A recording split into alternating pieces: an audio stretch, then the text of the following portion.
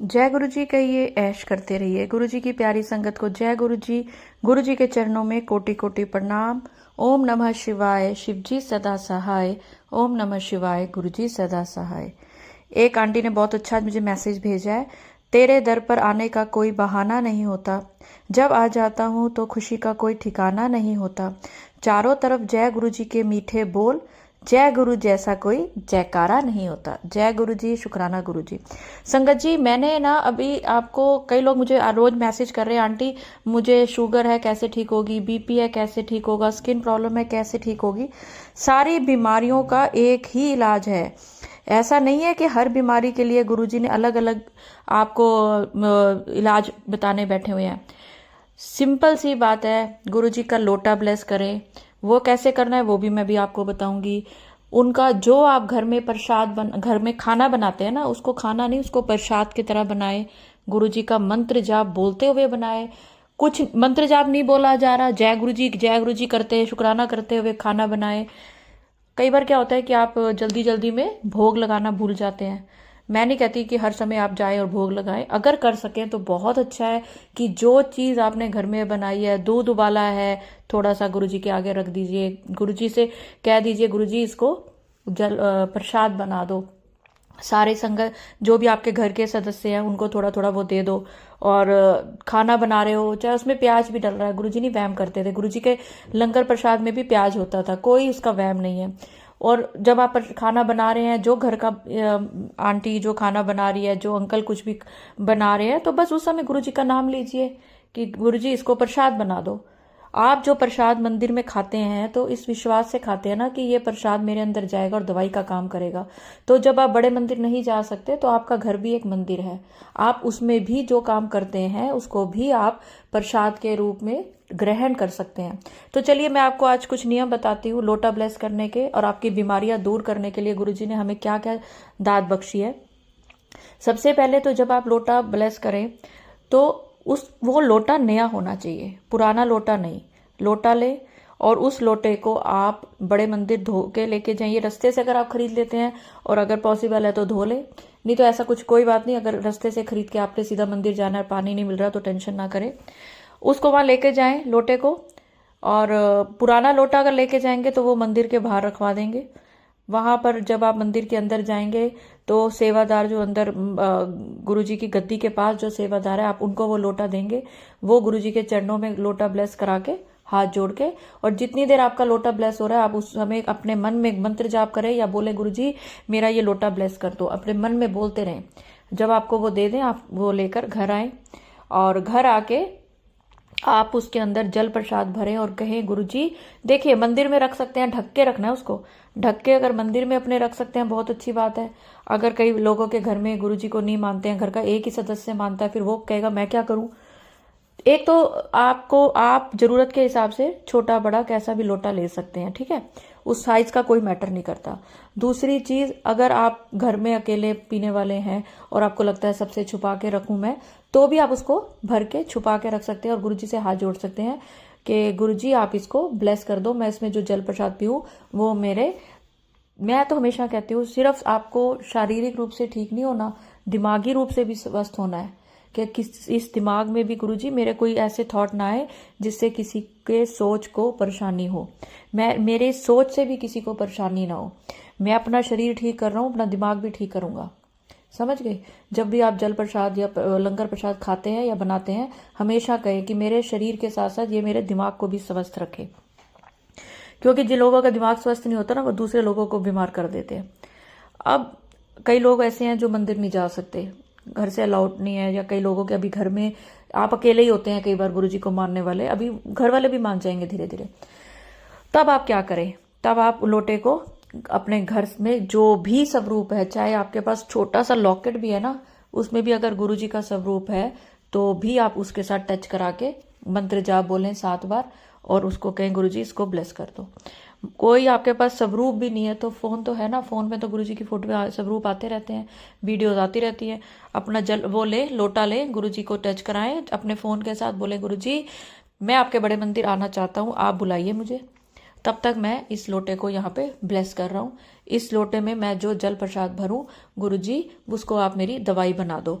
अब आपने जब वो लोटा ब्लेस करवा लिया ना, चाहे घर में चाहे मंदिर में, तो एक चीज और, जब आप मंदिर में जाएंगे, अगर अभी आपने घर में ब्लेस किया पर अभी आपको मंदिर जाने का मौका नहीं मिल रहा है, जब मंदिर जाएंगे, मंदिर में आपने नया लोटा ही लेके जाना है, इसी लोटे को मत ले जाना। चाहे आपने ये लोटा 2 दिन पहले खरीद के इसमें 1-2 बार जल प्रसाद बना भी लिया तो भी आपने मंदिर में नया ही लेकर जाना है लोटा। आपने इस लोटे को साबुन से नहीं मांजना, आपने इस लोटे को या तो नींबू से साफ करना है और या राख से, ठीक है, राख से या नींबू से साफ करना है। गंदा होगा ही नहीं, क्योंकि आपने जल प्रसाद भरा। अब वो जल प्रसाद आपने गुरुजी के आगे रखा, चाहे आप 10 मिनट रखें, चाहे आप पूरा दिन रखें, टाइम कोई लिमिट नहीं है। आप वर्किंग है, काम पे जाते हैं, आपने सुबह सुबह लोटे को धो के जल रख दिया और उसके बाद जाने से पहले पी लिया, और उस आधे पानी से पीना है, आधे पानी से आपने नहाना है। घर के प्रत्येक सदस्य अगर ये करे तब तो बहुत ही अच्छा है। जब तक वो नहीं कर रहे तब तक आप देखिए ये पानी उनके भोजन में कैसे जाए, ये आप अपने आप से देखिए, और उनकी बीमारियां भी ठीक होंगी। जो नहीं मानता ना, अगर कोई गुरुजी को नहीं मानता तो ये उसकी परेशानी नहीं है। गुरुजी ने उसको देख लिया, गुरुजी का नाम उसके कानों में पड़ गया, समझो गुरुजी ने उसका हाथ पकड़ लिया। जैसे एक छोटा सा बच्चा है, वो सड़क पे दौड़ता है माँ बाप का हाथ छुड़ा के, माँ बाप तो नहीं छोड़ते ना, माँ बाप पीछे पीछे भागते हैं कि कहीं कोई गाड़ी ना आ जाए, कुछ ना आ जाए, है ना। कोई बात नहीं, जब मौका आएगा तो अपना हाथ भी पकड़ेगा और गोदी भी चढ़ेगा।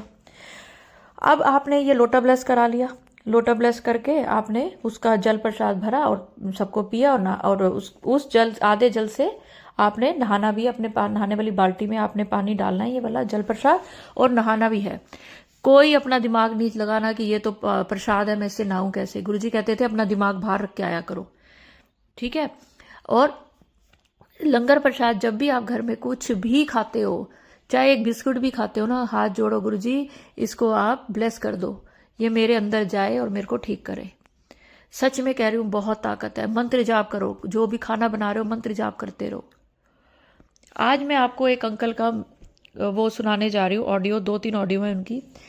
एक तो संगत जी पूरा आप ये जो भी आपके सामने सत्संग आता है पूरा सुना करें, हर शब्द में ब्लेसिंग होती है। हो सकता है कि आपके किसी सवाल का जवाब आखिर में आपको मिले, क्योंकि अगर कोई सत्संग आपके सामने खुला है ना, इसका मतलब ये आपके लिए खुला है। गुरुजी इतनी देर आपको आशीर्वाद देना चाहते हैं, इतनी देर आपके आसपास रहना चाहते हैं। अगर आप नहीं करना चाहते, आपने मैसेज खोला, देखा ये तो बहुत लंबा है, मैं तो नहीं इतना सुन सकती, तो उसको आप बाद में सुनिए, कोई बात नहीं। कई बार कामकाज ऐसे होते हैं, लेकिन सुनिए जरूर। क्या होता है कि जो भी सत्संग आपके सामने आता है वो किसी ना किसी रूप में गुरुजी की आपके लिए ब्लेसिंग होती है। जिसके फोन में खुलता है वो उसी के लिए ही होता है। मेरे चैनल पर नए हैं तो सब्सक्राइब करें, पुराने हैं तो आपको पता है लाइक का बटन दबाना। गुरुजी के चरणों में हाजिरी होती है। और कमेंट्स में जय गुरुजी लिखे, शुक्राना गुरुजी लिखे, मंत्र जाप लिखें, ओम नमः शिवाय शिवजी सदा सहाय, ओम नमः शिवाय गुरुजी सदा सहाय, या फिर अपने दिल की अरदास लिखिए कि गुरुजी मेरा मन करता है ऐसा हो। मांगना नहीं है गुरुजी से, कहिए गुरुजी मेरा मन करता है कि ऐसा हो जाए, ये हो जाए, वो हो जाए। चलिए, आज मैं जिन अंकल का सत्संग आपको सुनाने जा रही हूं, मैं आपको नाम नहीं बताऊंगी, लेकिन एक चीज है, इन अंकल ने जब मुझे पहला मैसेज भेजा था आज से 1 महीना पहले, रो के भेजा था। अंकल की आवाज में इतना दर्द था, इतनी मैं परेशान हो गई थी, सच बताऊं। अंकल का मैसेज सुन के मैंने उसको अपनी आवाज में फिर आगे डाला, और आज अंकल की आवाज में मैंने जब ये मैसेज सुना तो मैंने कहा नहीं, आज तो मैंने अंकल का ही मैसेज डालना है कि गुरुजी ने 1 महीने में इतने चमत्कार कर दिए उनकी जिंदगी में। क्योंकि वो जब रो रहे थे तब वो कह रहे थे मैं गुरुजी से जुड़ना चाहता हूं पर मुझे तरीका नहीं पता। तो मैं हमेशा कहती हूँ मेरी पिछली वीडियोस भी देखा करो जो गुरुजी से रिलेटेड है, आपको आपके हर सवाल का जवाब मिलेगा। और गुरुजी किसी ना किसी रूप में आपको दर्शन जरूर देते हैं जब आप गुरुजी के साथ जुड़ते हैं। तो चलिए अंकल जी के मैसेज पढ़ते हैं, सुनते हैं। ओम नमः शिवाय शिवजी सदा सहाय, ओम नमः शिवाय गुरुजी सदा सहाय, जय गुरुजी। आज मैं अपना पहला ही सत्संग कह सकता हूँ इसको करने जा रहा हूँ। मुझे क्षमा करना अगर कोई इस सत्संग को करने में गलती हो जाए। वैसे मैंने एक बार पहले भी अपलोड किया था, लेकिन वो जो भी आंटी जी थी जिस भी व्हाट्सएप पे मुझे पता नहीं, उन्होंने कहा था कि मैं आपका सत्संग अभी नहीं शेयर कर रही, बाद में करेंगे, क्योंकि मैंने उस वक्त अपनी आईडी छुपाने, मतलब अपना नाम वगैरह और जगह नहीं बता रहा था। वैसे मैं दिल्ली का ही रहने वाला हूँ और बस मेरी थोड़ी सी घर की ज़्यादा परेशानियां हैं। मेरी वाइफ से मेरी बिल्कुल नहीं बनती है और नौबत यहाँ तक आ गई थी कि वो मेरे साथ नहीं रहना चाह रही थी, पर अभी गुरुजी की कृपा से रह रहे हैं। अभी मैं सिर्फ फरवरी के महीने से ही 1-1.5 महीना ही हुआ है मुझे गुरुजी से जुड़े हुए, लेकिन जब से मैं गुरुजी से जुड़ा हूँ मेरे साथ ऐसे ऐसे बड़े बड़े चमत्कार होते जा रहे हैं, मतलब धीरे धीरे, जिनकी मैं कल्पना नहीं कर सकता था कि ये काम होंगे, पर होने शुरू हुए। तो मैं मान गया कि गुरुजी साक्षात हैं और सभी अपने भक्तों की, अपने बच्चों की रक्षा करते हैं और उनके लिए बिल्कुल सहायता के लिए हर वक्त खड़े हैं। तो मैं आपको बस छोटे से सत्संग करके ही मैं आपको एक पहले ये बताना चाहता हूँ, जो मेरा पहला सत्संग था, चमत्कारी था वो भी। उसमें मैं स्कूटर पे अपने जिनके पास मैं नौकरी करता हूँ, मालिक मतलब जो मेरे बॉस हैं, उनके साथ में वापस आ रहा था घर। वो मुझे मेट्रो स्टेशन छोड़ने जा रहे थे, तो रास्ते में एक 3 व्हीलर वाले से साइड लग गई। मैं पीछे बैठा हुआ था, तो मेरी टांग पे बड़ी तेज 3 व्हीलर लगा। इतनी तेज लगा कि उसकी मतलब जो पिछला टायर था, मतलब साइड वाला, वहाँ से मिट्टी भी झड़ के गिरी और बहुत तेज आवाज़, टक की आवाज़ हुई। मुझे लगा जैसे मेरा पैर टूट गया है बिल्कुल ही, क्योंकि 10 साल पहले भी ऐसे ही हल्का सा चोट लगी थी, तो मेरी हड्डी के 6 टुकड़े हो गए थे। तो जिससे मैं डर गया, मैंने कहा ये तो फिर से पैर टूट गया, बड़ी दिक्कत होगी। तो मेरे सर ने भी स्कूटर रोक के मेरे को पूछा, देख बेटा कहाँ लगी, क्या हुआ? लेकिन मैंने चेक किया, मैं खड़ा हुआ, देखा, चेक किया तो बिल्कुल सही था, मेरे को तो कुछ भी नहीं हुआ। हल्का सा निशान पड़ा था, लेकिन मैं बड़ा हैरान, मैंने कहा इतनी बड़ी चोट कैसे बच गई, मेरे को समझ नहीं आई। और ये बहुत बड़ा चमत्कार है मेरे लिए गुरुजी का। लेकिन जो कल वाला मैंने शुक्राना किया, जिसकी वजह से आंटी जी आप पूछ रहे हो, वो भी एक बहुत चमत्कारी है। मेरा एक छोटा सा फ्लैट है घर के पास ही, तो मेरी वाइफ उसको बेचने के लिए बड़े समय से जोर मार रही थी, जिसको मैं नहीं बेचना चाह रहा था। लेकिन चलो कोई बात नहीं, अगर अब जैसे भी है, पता नहीं वो उस पैसे का नुकसान ना करे, बस मेरे मन में ये वहम है कहीं, क्योंकि वो खर्चीली बहुत ज़्यादा है। वो जो भी पैसा आता है उसके बाद टिकता नहीं है। वो खुद जॉब करती है, अपनी सारी सैलरी खर्च कर देती है महीना ख़त्म होने से पहले ही। तो इसीलिए मेरे को ये है कि कहीं वो पैसे बर्बाद ना कर दे। अभी ये डर तो बना हुआ है, लेकिन कल बड़ा हैरानी हुई। कल मैं जो है उस प्रॉपर्टी डीलर के पास गया जिससे मेरी वाइफ बात करती है बेचने के लिए। तो मैं तो वैसे ही मिलने गया था उससे कि भाई क्या चल रहा है। उसने बोला कि आज शाम की मीटिंग है और 6 बजे जो है पार्टी आएगी जो खरीदना चाहती है। तो मैंने कहा ठीक है। तो उसने अपने मेरे सामने ही बैठे बैठे मेरी वाइफ को फ़ोन लगाया और ये बात बोली कि शाम 6 बजे की मीटिंग है। तो मेरी वाइफ ने कहा ठीक है, और उसने ये बोला डीलर ने कि आप अपने हस्बैंड को साथ ले आना। तो मेरी वाइफ ने उसको मना कर दिया कि भाई उनको मैं बाद में बता दूंगी, आज पता नहीं आ सकते नहीं, वो कोई बात नहीं है, उनको हम बाद में बता देंगे, लेकिन मीटिंग में कर लूँगी, कोई बात नहीं है। तो ये बात सुन के मेरा बड़ा मन ख़राब हुआ। मैंने कहा यार, क्योंकि वो मकान फ्लैट उसी के नाम है और वो मुझे पता है वो मेरे को नहीं बताएगी, जहाँ तक मुझे विश्वास हो रहा था पहले। तो मैं बस बड़ा मन दुखी करके उसकी दुकान से बाहर निकल गया। मैंने कहा मेरी वाइफ को बोलना नहीं मैं आया था, तो जैसे वो कर रही है करने तो, कोई नहीं, जैसे गुरुजी की इच्छा, भगवान की इच्छा, जो हुआ देखा जाएगा। फिर मैं दोबारा अंदर गया उसकी दुकान में। पता नहीं मेरे को याद आया, मैं हर वक्त अपने पास एक स्वरूप रखता हूँ जो मेरे दोस्त ने मुझे दिया था 1-1.5 महीना पहले। तो मैंने वो स्वरूप उसकी टेबल पे रख दिया गुरुजी का, और मैंने मत्था टेक के उसके सामने ही गुरुजी को प्रार्थना की, गुरुजी जो भी हो सब कुछ ठीक करना, मेरी वाइफ कोई नुकसान वाला काम ना कर ले, क्योंकि वो कम में भी बेच देगी, उसको मुझे पता है, वो ऐसे ही है, तो उसको ज़्यादा दुनियादारी की समझ नहीं है। सच में नहीं है, ऐसा नहीं कि मैं उससे विचार नहीं मिलते कह रहा हूँ, उसको वाकई दुनियादारी की ज़्यादा समझ नहीं है। अपने घर में सबसे छोटी थी वो, तो इसके लिए वो कभी कोई फैसला लेती भी नहीं थी। पर वो अब इतने ज़्यादा हो गई है, गलत काम कर रही है, मतलब सब चीज़ें वो खुद करना चाहती है तो करे, लेकिन उसके रिजल्ट भी सही नहीं आते। घर के फायदे की चीज़ करे ठीक है, 10 रुपए की चीज़ को वो 50 रुपए में लेके आती है, थोड़ा ये बहुत बड़ी कमी है उसमें, कोई बात नहीं। तो जो है ये चमत्कार ये हुआ कि मैं जैसे ही घर पहुंचा, कल मेरी छुट्टी थी, मेरी बिटिया मेरे को बोलती है पापा मम्मी का फ़ोन आया था, वो कह रही है 6 बजे आप डीलर के साथ मीटिंग है, मिलना। मैं बड़ा हैरान हुआ, मैंने कहा है, उसने मेरे को बोला कि मिलना है। फिर मैंने कहा अच्छा चल ठीक है। फिर जब शाम को 6 बजे, तो पड़ोस में आंटी ने कोई कीर्तन रखा हुआ था, वो वहाँ गई थी, तो आके थक गई थी, क्योंकि कल उसका भी फास्ट था, मेरा भी फास्ट था, अष्टमी का, हम रामनवमी करते हैं। तो उसने मेरे को बोला कि तुम अकेले ही चले जाओ डीलर के पास मीटिंग करने, और जो भी फैसला हो कर आना, उसको बेच देना, थोड़ा बहुत लालच मत करना, कम बम में भी बेच देना। मैं बड़ा हैरान, मैंने कहा जो मेरे को बताना नहीं चाह रही थी आज सुबह जिसने मेरे को ये बोला कि बाद में बता देंगे, मीटिंग खुद करने जा रही है, सब कर रही है, और उसने एकदम बोल दिया कि तुम अकेले ही चले जाओ शाम। पहले बोली शाम को मीटिंग में चलेंगे, फिर कह रही तुम अकेले ही जाके फैसला ले लो। मैं बड़ा हैरान, ऐसा चमत्कार तो मतलब जो मेरे को घर में मेरी मर्जी से ग्लास नहीं रखने देती, मेरी मर्जी से मेरा बैग, मेरे जूते चप्पल, मेरे कपड़े अगर मैं बेड पे छोड़ दूं तो कलेश कर देती है। इतना मतलब बहुत सख्ती से रहती है वो मेरे साथ कि जैसे मैं उसका दुश्मन, बहुत बड़ा दुश्मन हूँ। पता नहीं उसके दिमाग में क्या हो गया, कभी कभी लगता है मेरे को कोई उस पर टोटका किया हुआ है। उसकी बहन ऐसी करती रहती है और वो हमसे बहुत चिढ़ती है, लेकिन समझ नहीं आ रहा कैसे क्या चीज़ ठीक करूँ, मेरे को कुछ पता भी नहीं है। मैं तो जब से गुरु जी का शरण पकड़ी है, मैं यही प्रार्थना करता हूँ, यही चाहता हूँ कि गुरु जी हमारी ज़िंदगी को ठीक कर दो और हम फिर से बहुत, पहले बहुत अच्छी थी ये हमारे, हम बहुत आराम से प्यार से रहते थे, और उसी अंडरस्टैंडिंग से वो, इसकी एक बड़ी बहन, सगी बहन है, वो चिढ़ती है क्योंकि उसके हस्बैंड से उसकी पहले से नहीं बनती थी। वो ये देखती थी इनकी क्यों बनती है। मुझे पक्का विश्वास है कि उसी ने कुछ ऐसा गड़बड़ कर रखी है कि जिसकी वजह से मेरी वाइफ से मेरी बननी बंद हो गई है। बस गुरु जी कृपा करके सब कुछ ठीक कर दें, हम सुख शांति से रहेंगे, मेरी यही इच्छा है। मैं और कुछ नहीं चाहता, बस मेरे को गुरु जी किसी के आगे हाथ ना फैलाना पड़े, बस इतनी सी इच्छा है। मेरे को पैसों का लालच नहीं है, लेकिन मेरी बीवी बस मुझसे मांग के और खुशी से सुख शांति से रह ले, बस मेरे को इतनी इच्छा है। और कल का चमत्कार बहुत बड़ा है, शुक्राना गुरु जी कल के चमत्कार के लिए, तो अनंत अनंत हैरानी वाला शुक्राना है, ये चमत्कार वाला मेरे लिए शुक्राना है। जो चाहती नहीं बताना, जब मैं कह रहा हूँ मेरे को गिलास नहीं रखने देती टेबल पे, मेरी शर्ट मिल जाती है तो झगड़ा करती है, कपड़े फैला रखे हैं, उसने कहा तुम खुद फैसला ले लो, बहुत बड़ी बात है ये। मैं तो पिछले मतलब ज़िंदगी में मैंने जब से शादी हुई, इतनी बड़ी बात ही कभी कह देगी मेरे को, मैंने सोचा भी नहीं था। बहुत बड़ी बात है, शुक्राना गुरुजी, आनंदन शुक्राना गुरुजी, ऐसी कृपा हमेशा बनाए रखना। और अभी तो मेरे को बस मैं गुरुजी से भी यही कहना चाहता हूँ, गुरुजी 100 में से अभी मेरे को 2 रुपये का आराम आया है, मेरे को 98 रुपये का आराम। थोड़ा सा जो भी आप सच में मानता हूँ, मैं लालच कर रहा हूँ या इस बात को प्रार्थना से मनाना चाहता हूँ, लेकिन मैं इतना ज़्यादा परेशान हूँ गुरुजी, आप जानते हो मेरी ज़िंदगी तबाह हो चुकी है। मैं डिप्रेशन में चला गया था पीछे, मेरे घर में बहुत नुकसान हो चुका, मेरी वाइफ ने इतना कर दिया कि हमारे 3 फ्लोर हो गए थे, सब बेचे जा रही है वो। मैं लड़कियों की शादी के लिए जो कर रहा था, चलो कोई बात नहीं गुरुजी, बस जो भी है सुख शांति बना दो, हमें ठीक रखना, हमें इकट्ठा रखना। शुक्राना गुरुजी, अनंत शुक्राना गुरुजी, कृपा की इच्छा है।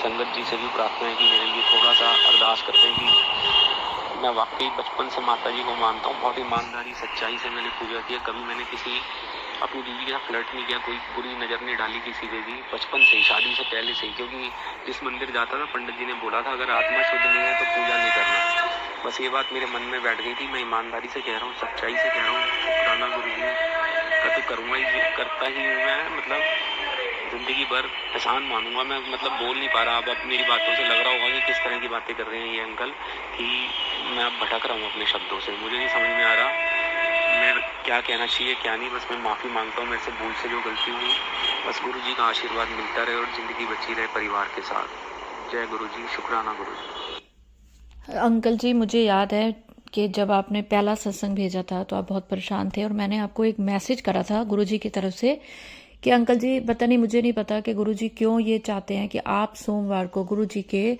बड़े मंदिर में किसी तरह से सेवा लें। तो आपने मुझे कहा था आंटी मेरा तो छुट्टी नहीं होती है, तो मैंने आपसे ये भी कहा था कि आप अपने ऑफिस में बात करें।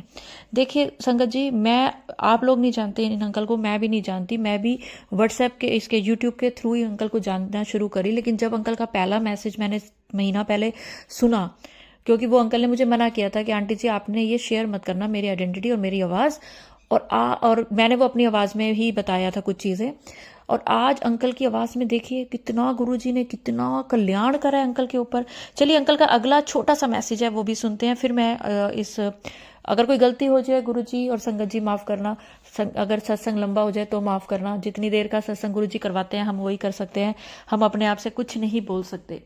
जी की इच्छा और कृपा से जो भी सत्संग पड़ेगा करूँगा जी। ओम नमः शिवाय, शिव जी सदा सहाय। ओम नमः शिवाय, गुरु जी सदा सहाय। जय जय गुरु जी, धन धन गुरु जी, बहुत बहुत धन्यवाद गुरु जी, बहुत बहुत शुक्राना गुरु जी। हे गुरु जी, आज आपने मेरे को दर्शन दिए, मैं अपने ऑफिस जा रहा था तभी आपने दर्शन दिए थे, इसका आपका बहुत बहुत शुक्राना गुरु जी। जय जय गुरु जी। आंटी जी, पहले आपने मेरा एक सत्संग अपलोड किया था, वो मेरे को पता नहीं लगा आपने कब किया था, जो मैं सुन नहीं पाया, और मैंने ना मेमोरी फुल होने की वजह से कुछ वीडियोस पीछे की डिलीट कर दी थी, तो शायद उसमें भी वो डिलीट हो गया। तो कोई बात नहीं, आगे मैंने कल भी डाल रहा था सत्संग और आज भी मैं कल भी डाला था, अब आज डाल रहा हूँ। सबसे अहम बात आज की मेरे साथ ये हुई कि आज मैं ऑफिस जा रहा था, तो रास्ते में मुझे ऑफिस के बिल्कुल नज़दीक जब पहुंचा, वैसे तो वो गली थी पर कहीं से आके मेरे को एक नीले और काले कलर में तितली मेरे चारों तरफ मंडरा के थोड़ी देर आसपास मंडराती रही। मैं देख के बड़ा हैरान किया, ना कोई पेड़ पौधे हैं ज़्यादा, ना कुछ है, ना फूल है जो है, तो ये कहाँ से आई है। तो मैंने उसको देखा काफ़ी देर तक। उसके बाद जो है मैं जैसे ही 4-5 कदम ही आगे चलाऊंगा कि रोड पे ही एक बच्चों की ना तितली की शेप में जो कलर ट्रे होती है जिसमें बच्चे कलर करते हैं, वो पड़ी हुई थी। तो मैंने कहा ये क्या तितली स्वरूप जो है वो भी प्लास्टिक में क्यों पड़ा हुआ है यहाँ पे। तो मैं वैसे तो उससे 1-2 कदम आगे निकल गया, लेकिन फिर पता नहीं मुझे क्या हुआ, मैं रुक के एकदम वो उठा के देखा उसको, तो उसमें हल्का सा कलर लगा हुआ था। डिब्बियाँ बनी हुई है 5-6 तरह के बॉक्स में, अभी उसकी फ़ोटो अपलोड करता हूँ सत्संग के बाद। और उसके बाद जो है ना मैंने वो अपने बैग में रखी और मैं आ गया। उसके बाद मैं अपने काम में लग गया। सारा दिन आज थोड़ा सा ठीक ठाक ही गया और शाम को भी ठीक रहा। कहने का मतलब है कि गुरु जी का ये आशीर्वाद जो मैंने रखा, क्या आंटी जी मैं रख सकता हूँ इसको, ऐसे ही रखूँ या फिर क्या करना होता है, मेरे को तो समझ नहीं आई। और अगर ठीक है तो मैं रखूँगा काफ़ी समय तक, इसीलिए मैं पूछ रहा हूँ कि मेरे को नहीं पता कि इसको रखना चाहिए नहीं, तो आप इसमें कुछ सहायता करना चाहिए। जय गुरु जी, धन्यवाद गुरु जी, जय गुरु जी, धन्यवाद गुरु जी, जय गुरु जी, सत सत नमः गुरु जी। भूल चूक से जो गलती हो गई उसको क्षमा करना, छोटे से सत्संग को स्वीकार करना। आंटी जी इसको लोड करना, आप मैं फिर दोबारा सुनाऊंगा सत्संग, क्योंकि सत्संग करते करते अभी समय ज़्यादा हो रहा है, 12:15 लगभग हो गए हैं, तो मेरे को नींद का झटका भी आ रहा है। तो आज का सत्संग मैं यहीं पर ही समाप्त करता हूँ। आगे जैसे गुरु जी की इच्छा और कृपा से जो भी सत्संग में पड़ेगा करूँगा जी। धन गुरु जी, सत गुरु जी, जय गुरु जी, जय गुरु जी, जय हो प्रभु जी। बहुत ही प्यारा अंकल जी आपका सत्संग है। और संगत जी मैं आपके साथ वो ट्रे जो है वो शेयर करती हूँ। अगर आप में से किसी को पता हो कि अंकल इसका क्या करें तो आप भी मुझे ज़रूर बताइए, क्योंकि मुझे नहीं पता इतनी सारी चीज़ें। आपको ब्लेसिंग मिली है, अपने तक रखिए, ज़रूर रखिए, संभाल के रखिए। ये गुरु जी का ही कोई, देखिए अगर हम मानते हैं कि मोर में, तितली में, कबूतर में अगर हमारे को कोई पॉजिटिव एनर्जी मिलती है गुरु जी की तरफ से, तो आप रख लीजिए उसको अच्छी तरह से साफ करके, और उसके अंदर आप कोई पौधे लगा दीजिए छोटे छोटे ना। उसको, मेरा जो मन में आ रहा है कि आप उसको ऐसी जगह रखें जहां पे आप उसके अंदर, जैसे वो होता है ना अपना मनी प्लांट, या कोई ऐसे छोटे छोटे पौधे जो हर सीजन में उग जाते हैं, वो लगाइए अंकल जी। मेरा ये मन कर रहा है। बाकी संगत जी जिसके मन में जो आ रहा है, ये ट्रे देखिए और आप अंकल जी की जरूर सहायता करें। संगत जी अगर आप अपना कोई शुक्राना सत्संग शेयर करना चाहते हैं तो स्क्रीन पर जो मेरा नंबर चल रहा है, आप इसमें शुक्राना सत्संग भेज सकते हैं। शुक्राना सत्संग क्या होता है? जय गुरु जी, शुक्राना गुरु जी, तो गुरु जी के प्रति हमारा आभार होता है। लेकिन सत्संग होता है जब आपके साथ गुरु जी ने कोई कल्याण किया है, आपके दिल की कोई बात पूरी हुई है, आपके सोचे समझे बगैर ही पूरी किया। गुरु जी से जब से जुड़े हैं आपकी जिंदगी में खुशियां ही खुशियां और बहारें ही बहारें आ रही हैं, तो वो होता है शुक्राना सत्संग। इसके साथ एक चीज और बताऊं, अगर गुरुजी से जुड़ने के बाद आपकी जिंदगी में कोई परेशानियां भी आ रही है ना, तो ये समझिए गुरुजी आपको नींबू की तरह निचोड़ रहे हैं और आप गुरुजी के बहुत करीब हैं, क्योंकि गुरुजी आपकी जिंदगी से सारे कर्म खत्म करके आपको अपने बहुत समीप ला रहे हैं, अपने बहुत पास ला रहे हैं। तो अगर परेशानियां भी आ रही हैं तो घबराए मत, क्योंकि गुरुजी ने आपका हाथ पकड़ा हुआ है। एक छोटा बच्चा होता है ना, माँ उसको साबुन से रगड़ रगड़ के नहलाती है, रगड़ रगड़ के नहलाती है, बच्चा रोता रहता है, पर माँ को पता है कि मैल लगी हुई है, साबुन से ही उतरेगी। वही हमारे गुरुजी करते हैं कि आपके कर्मों की मैल आप पे चढ़ी, आपको नींबू की तरह निचोड़ के आपकी मैल हटाते हैं, आपको साफ सुथरा करते हैं, अपने पास बिठाते हैं। तो अगर आपने अपना सत्संग शेयर करना है तो व्हाट्सएप नंबर दिया है, इस पे आप लिख कर या बोल कर करें। और प्लीज हाथ जोड़ के विनती है, फोन ना करें, मैं फोन नहीं उठाती हूँ, आप फोन पे अपना टाइम वेस्ट ना करें। और किसी ने बहुत ही जरूरी बात करनी है तो वॉइस मैसेज भेजिए, अगर मुझे सही लगा तो मैं आपको खुद कॉल करूंगी। जय गुरु जी, शुक्राना गुरु जी, अनंतम अनंतम शुक्राना गुरु जी, जय गुरु जी।